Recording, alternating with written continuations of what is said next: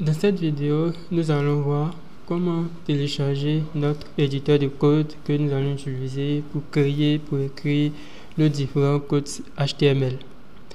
Vous allez venir au niveau de votre moteur de recherche, vous allez rechercher le mot-clé Visual Studio Code. Vous allez sélectionner le site qui est là.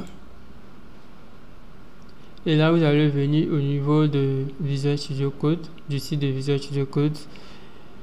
Une fois que vous êtes sur le site, vous allez pouvoir télécharger Visual Studio Code. Voilà, notre connexion est très lente.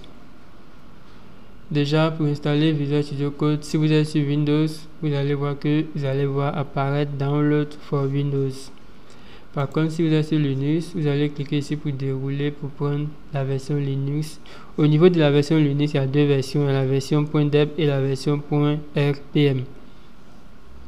Donc, si vous êtes sur Mac aussi, il y a une version stable sur Mac OS. Donc, là, vous allez cliquer sur Download et vous allez télécharger. Et une fois que vous allez télécharger, vous allez lancer le fichier d'exécution de Visual Studio Code et vous allez pouvoir obtenir la version de Visual Studio Code que moi j'ai. Moi, j'ai déjà téléchargé, donc je vais lancer, vous allez voir un peu.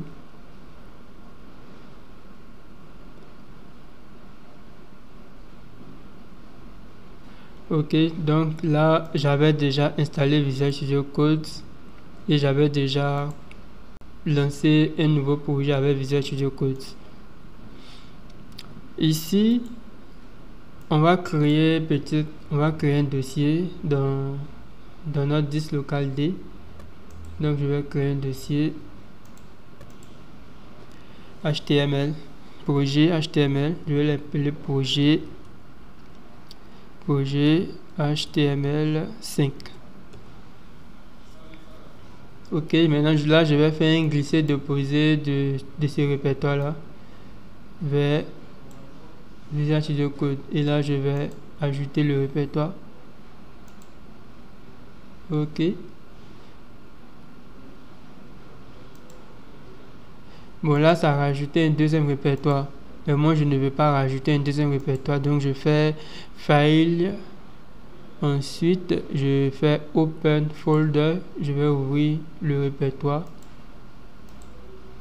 Ok, donc le répertoire c'était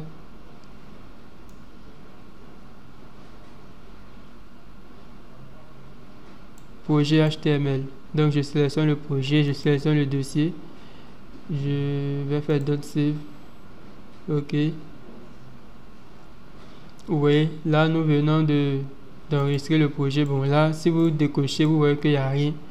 Effectivement, il n'y a rien parce que au niveau du répertoire projet HTML, on n'a rien mis. Voilà, donc dans la prochaine vidéo, nous allons voir comment créer nos différents fichiers HTML.